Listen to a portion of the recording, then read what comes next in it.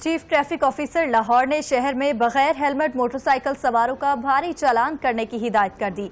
Chief traffic officer Lahore अमारातर ने कहा कि शहर में बगैर हेलमेट मोटरसाइकिल सवारों को सड़क पर नहीं आने देंगे।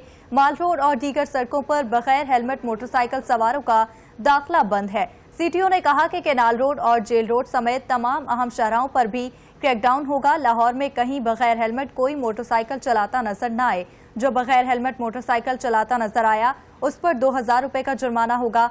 अमारातर का कहना है कि हेलमेट इन्फॉर्मेंस मुहिम से अस्पतालों में गैर मामूली लोड में कमी हुई। 90% शहरियों का हेलमेट पहनना खुशाइंद, अभी मजीद सख्ती की जरूरत है। मजीद कहा कि रवा बरस हेलमेट इस्तेमाल न करने पर 70,000 मोटरसाइकिल सवारों के खिलाफ कार्रवाई की। आगाज कर रहे हैं। इस कैंपेन का आगाज हमने मुख्तलिफ दौर में किया भी है और क्रैकडाउन हमारा जारी रहा है बहुत अरसे से।